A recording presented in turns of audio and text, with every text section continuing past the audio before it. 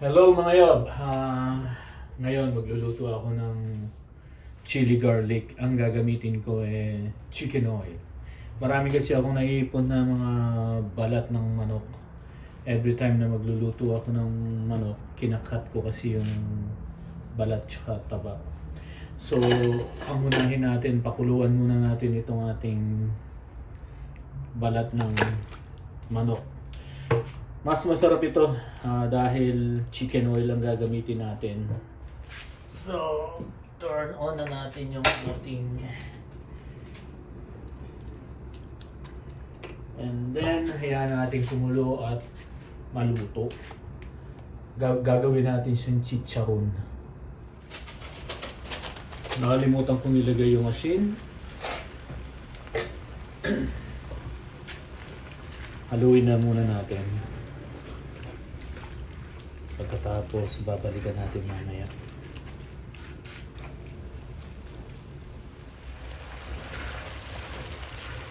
Ayan na yun. Linsot na yung taba na. Pero, hanggang maprito yung keratamong balat. Tayatok na nga. Huwag nating tigilan hanggat hindi maluluto yung mapiprito yung ating balat ng manok. Mas masarap ito kesa sa ordinaryong mantika. Malapit na.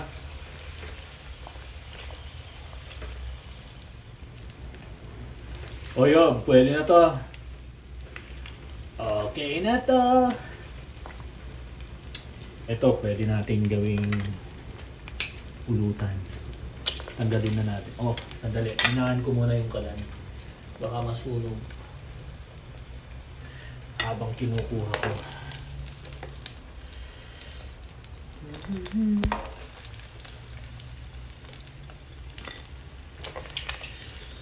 High blood ang aabutin dito.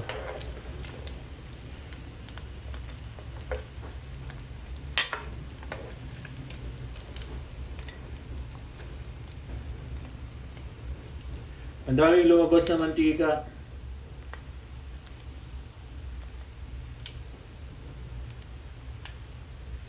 Pwede na to.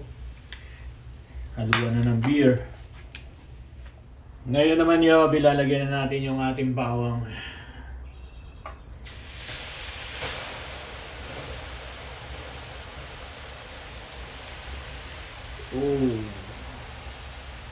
Yung ating bawang, ang ginagawa ko kasi dito,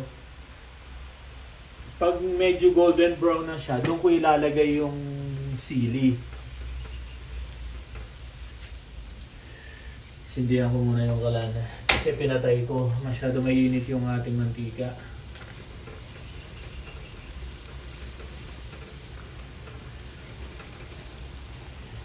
Marami kasing mga kasama natin na humihingi kaya nagluto ako. Pangre-regalo ko lang. Medyo malapit-lapit na to. Kailangan lang nating haluin mga kapampangan na walang letter H.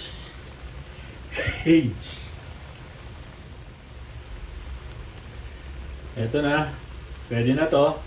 Ilalagay na natin yung ating siling labuyo. Hindi ko na pinakita sa inyo ito kung paano ko iano sa food processor. Magtatagal pa tayo, di ba? Gigilingin ko rin naman to. Siguro naman alam na ninyo kung paano maggiling. Kung wala kayong food processor, matyaga kayo. Tagtarin nyo. Kaya lang, pagkatapos yung ginawa, hindi kayo nag-gloves. Magugas kayo ng kamay, huwag muna kayong umihi. Huwag niyong hawakan ang dapat hawakan, lalo na yung nasa baba. Ay nako, magsisisi kayo. One time ako, nag-seedlings ako ng siling siling, anong tawag dito? Yung bell pepper para itanim ko. Pumihi ako, magdamag akong hindi pinatulog. sa sobrang init at ano. Ngayon, hinaan na lang natin yung ating kalan para maluto siya ng tuluyan. Balikan natin. Kailangan natin bantayan ito dahil nasusunog yung ilalim. Ngayon naman, ilalagay na natin yung ating pampadagdag na sarap. Ilalagay natin ng brown sugar. And then, oyster sauce. Konti lang.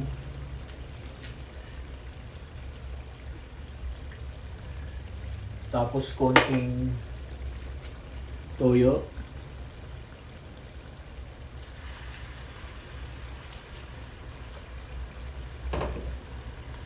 Lagyan natin ng konting vinegar. Pampatibay lang yan.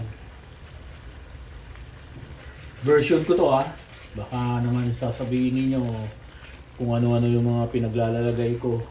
Version ko to. Yung iba, ayaw mo na lang talagang patulan no? Anyway, nagpapasalamat naman ako. Pinapanood nila ang mga video ko kahit ganito lang ang pagluluto ko. Diba?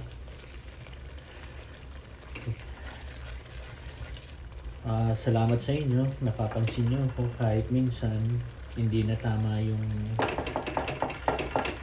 lumalagpas na kayo sa boundaries ninyo kung magsalita. Anyway, thank you so much. Babalikan natin mamaya yan pagkatapos ng mga... Kasi kailangan natin balik-balikan para hindi masunog ang ilalim. Okay? Okay na to. Medyo meron na siyang itim-itim. Pero okay lang yan. Pampadagdag sarap yan. Luto na to. Ngayon, itatabi na natin.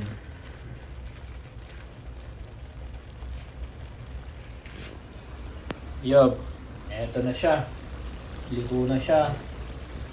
Okay na. Okay na to. Thank you for watching.